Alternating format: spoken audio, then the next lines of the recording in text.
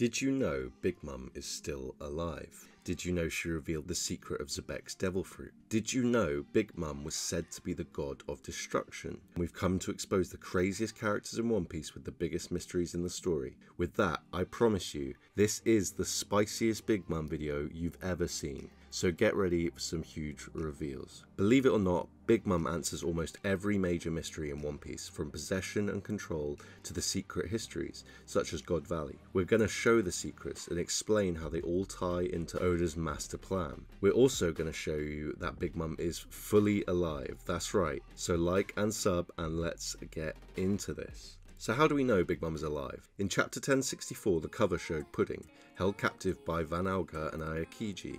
It's easy to notice in the coloured version of the manga, but if we look closely, we see Pudding tearing up paper and letting the pieces go into the wind. Oda even has the paper heading upwards, suggesting that they've blown off the ship. I'm curious if maybe Aokiji noticed but allowed it to happen, but that's just food for thought. So, why does Pudding do this? To protect Big Mum since her defeat, or to hide the fact Big Mum is still possibly a player in the game? A Vivre card normally disappears when someone dies, so at the very least it is proof that she is alive, despite being dunked in the magma. How did she survive? Well, I'm assuming Big Mum took Kaido's remaining lifespan as the life debt she mentioned he still owed her. We know Big Mum is connected to Elbaf, so it makes sense for her to have more story and Kaido's to be revealed in flashbacks, particularly around God Valley. Would she go to Elbaf to take her revenge, or does she actually protect Elbaf in a twisted way? Well, keep this in mind for later because we'll show you exactly how we expect her to return.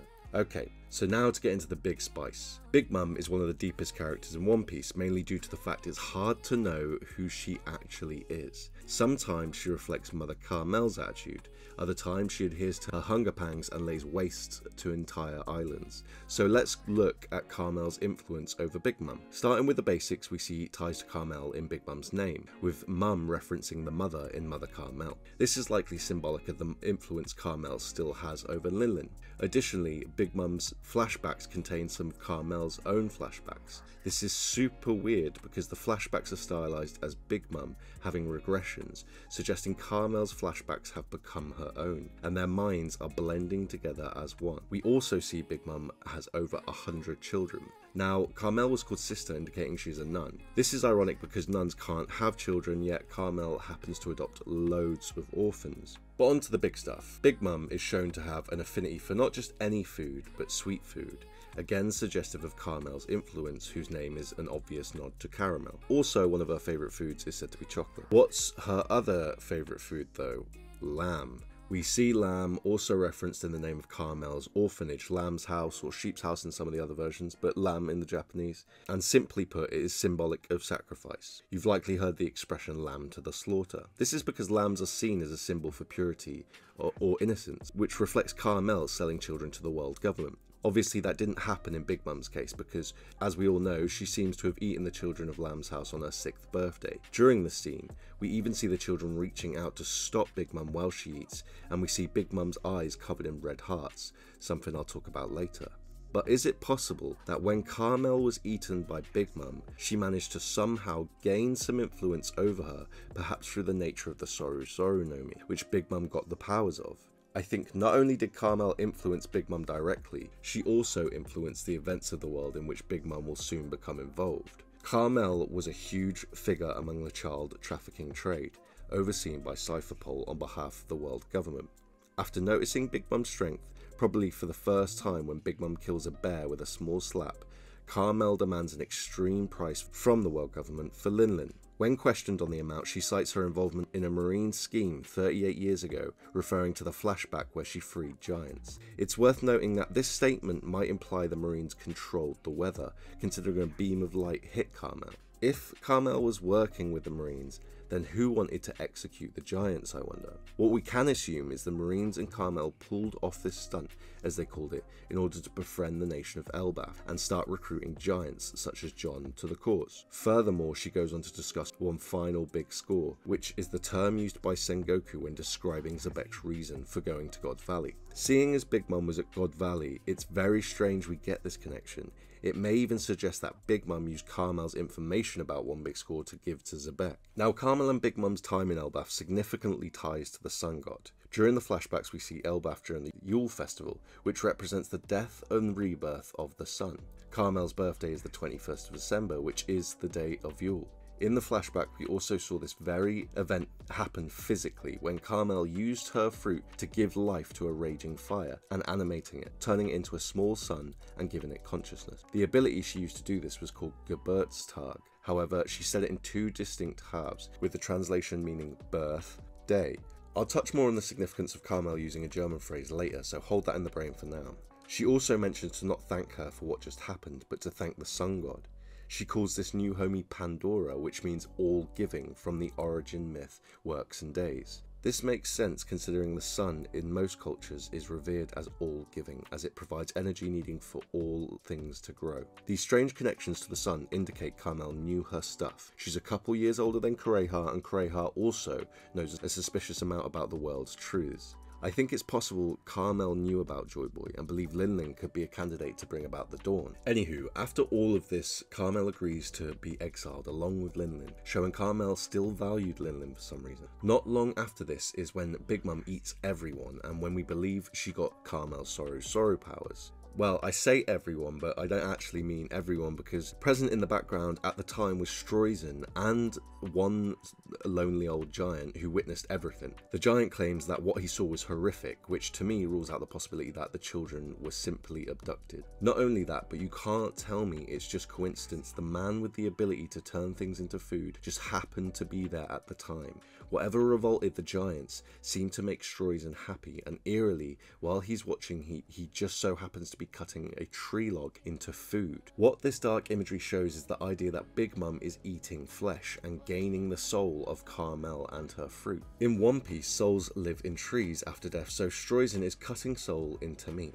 It's the exact reverse of what Big Mum's doing at the time, which is Oda going completely crazy with it. Immediately after, we see Streussen approach Linlin, careful to keep his distance, and ultimately instill within her his own dream, telling her directly this is what you want. He also mentions they will start building where they are, suggesting Whole Cake Island is actually where the lamb's house used to be, as hinted at in the landscape. So Streusen's manipulation of Big Mum begins, and shortly after he discovers her abilities when she animates flowers in front of him. The rest of that page is a montage of Big Mum becoming a fearsome conqueror of lands, threatening to eat people. This is Charlotte Linlin under Streusen's influence. During Big Mum's flashback, we see Big Mum lose weight while fasting, which I think suggests Streussen could be using food to control Big Mum, and would explain the big in her name. This is also backed up by the fact Big Mum isn't big while on Rock's crew, but to speedrun some more brief connections, here's a few. I mentioned earlier Carmel has an ability that's named in German. Streusen's name and his favourite food are both German references too. These most likely connect to the German fable Hansel and Gretel, which involve a very similar contrast of themes, such as candy juxtaposed to eating children. Big Mum has the soul fruit, and we know souls have connections to music in One Piece. Well, it just so happens Streussen is an opera singer who often sings to Big Mum with dark lyrics. Despite being the ripe old age of 92, he's still significantly powerful and has been shown to do some crazy stuff, not only physically, but with his fruit too, which I believe shows he's awakened. In chapter 872, Beijing makes a comment that Streussen is suspicious and probably strong in a fight. I've always wondered how every island was turned into food as well. Did Streussen do all of that? Even the ocean was made of juice and the clouds turned to cotton candy. It also seems like each thing that has become part of Big Mum's soul becomes linked with her emotions. When she sings, they sing. When she's out of her mind, they seem the same way, further highlighting this theme of control around Big Mum. I mentioned earlier that she wasn't big when she was on Rock's crew, right? Not only that, but she didn't have a childish disposition either. Oda drew Big Mum's stages pretty distinctly and also highlighted it in a SBS. Some believe Blackbeard, the owner of the Yami fruit, has ties to Xebec, and some of these ties involve the Yami fruit itself. So what does the Yami do? It negates the ability of devil fruits, right? Which means if Carmel's control over Big Mum is through the Soul Sword fruit, then when Big Mum's on Rock's crew, she wouldn't have Carmel's influence on her anymore if Xebec had the Yami. And so what happens? She becomes free, she becomes a pirate, loses weight and behaves like an adult. In short, Big Mum's weight and name denotes who she is as a character at the time. At God Valley, she was known no longer Lin Lin or Big Mum, but instead Charlotte Lin Lin of the Rocks Pirates.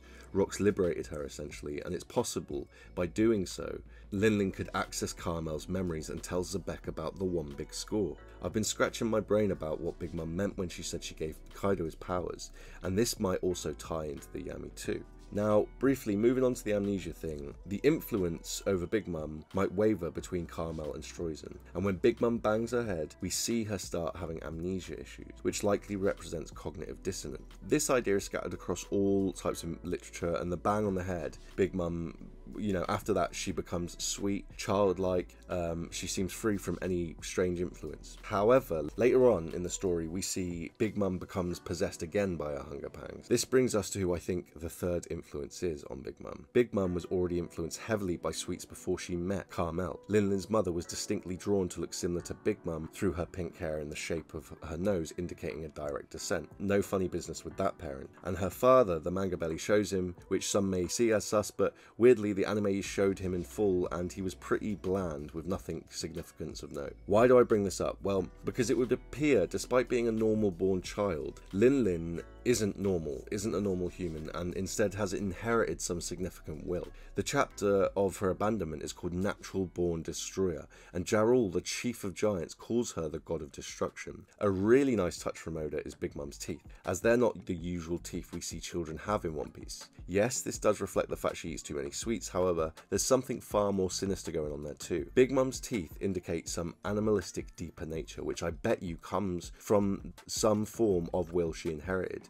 Big Mum is not a giant, but somehow naturally huge and strong. She also defeated the giant chief with ease, demonstrating monstrous skill. The first time we see Lin Lin have her hunger pangs after 6 days of fasting for winter solstice. This is similar to how Kaido only showed 6 paths of the Buddha, and is symbolic of how they both failed the last stage on their journey to complete their destiny. She went on a rampage before destroying the village of Elbaf and attacking the giants. Dead set on killing her was the chief because he recognised her as the god of destruction, a natural born destroyer. This ties into the prophecy of Ragnarok, when gods and natural disasters will lead to the end of the world. So I think there might be some ancient powerful will or soul inside Big Mum causing havoc. The soul fruit is likely to be one of the oldest devil fruits, and the power to give and take life could be argued to make someone a god. The Soryuza can potentially imbue a fruit with a soul or will, and the fruit will become a strange form of devil fruit in a sense, which may tie into their creation. This is Big Mum's Jolly Roger. It depicts the sun, the sea, and a soul aspect coming out of Big Mum's head. Out of the soul aspect grows a tree. Naturally, we can deduce fruits that grow on these trees will contain souls, perhaps demonstrating again how devil fruits came about. This could be a sun god. This could be a representation of other gods too, such as the sun god top left, the rain god bottom left, and the forest god, which is the tree. Either way, all have the Oda swirls that represent energy in the One Piece world. All of this hints that Big Mum has deep ties to soul energy and creation in One Piece. There's a short description of how Big Mum's powers work in chapter 863, and we also learn just a scrap of Big Mum's Vivre card can be used to control her homies. Interestingly, the effect of Big Mum's power can only be used on people who are afraid, which is pretty nutty when you consider that on Long Ring Longland, both the characters that were afraid started stretching. Not only this, but Big Mum's ability deals with lifespan, a highly significant power in the One Piece world, currently relevant to the story through Bonnie's abilities. Considering this checkered fate, it's possible the fruit has an ancient will of its own, similar to the Gomu. I mentioned Joro calling her god of destruction, which ties into the fact that she says she'll make the Straw Hats pay for their sins, the word sins being a reference to the Straw Hats being the enemies of God, like the D-Clan. So in summary, is it trauma that causes Big Mum's hunger pangs, or is it the hunger pangs that keep causing Big Mum trauma? Weirdly, when Big Mum was starving in Wano, she never had these hunger pang issues until her memory started to return. She did get mad about Luffy eating all the red bean soup at Udon prison, but like a childish temper tantrum, because she wanted to share that soup with the villagers that were kind to her, as opposed to the major hunger pang meltdowns we've seen before. The hunger pangs we know unfortunately involve ending her own children and weird scenes of cannibalism. Remember the bizarre scene where creep puffs in a hotel are shown living like people? They also react like people when Big Mum goes to eat them. Big Mum eating things that are alive is creepy and further suggests she is capable of eating people too. Even the trees in Whole Cake ask whose food will they end up as, talking about Luffy, Carrot and Nami. Earlier I mentioned the love hearts in Big Mum's eyes as she ate the children. Now I think these hearts may actually be a parallel to the red eyes she gets when she goes into a rage mode, like in Elbaf. This is likely what meant she couldn't see the children as she ate them, because she was figuratively blinded. She was possessed by her influence. I think Big Mum has the God of Destruction's will inside her, and just like other influences, it takes a great toll on Big Mum's mind. I theorise that this will completely take over Big Mum in Elbaf and wreak havoc once again amongst the giants. And that'll be her introduction. She'll come in quite hot, I think. There'll be a battle going on or just about to go on. And she'll come in hot, coming for revenge, straight for Luffy. Okay, so there's a lot of crazy points, but what does it all mean to the story? And what's going to happen next? When you add all this up, we get a look at one terrifying picture.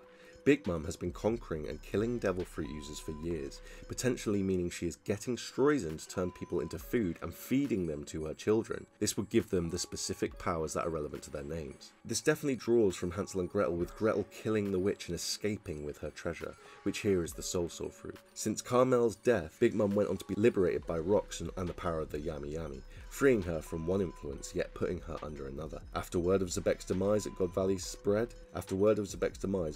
Streussen sought out Big Mum, took control of her once again, and without Xebec in his way, began building Whole Cake Island where Lamb's house originally was. Most importantly, the influence that was plaguing her since before all of this is the will of the natural born destroyer, possessing her from time to time completely and going on a rampage until Lil Lim passes out, similar to Cavendish. This might be indicative that a key to possession relates to dreams, hence why it leaves the subject tired afterwards, or returning to their own dreams when the possession is released. We do see Big Mum sleep after some of these freakouts. We see it with Cavendish too. So, there you have it. Big Mum is officially the craziest character in One Piece in terms of lore. There are still some mysteries to be solved, however, such as what's going on with her hat and her afro. If Big Mum comes back in Elbaf, there's going to be some serious issues popping off, I can promise you. Her reintroduction might be the catalyst for Ragnarok, and no doubt we'll see the God of Destruction manifest and cause havoc once again. Don't forget she cut down trees by accident in Wano, which could be foreshadowing that she's going to cut down the Adam tree that Elbaf lives on. Streusen's old as fudge, so he's probably going to get off by some B or C character, and Carmel's full true nature will probably be revealed to Big Mum,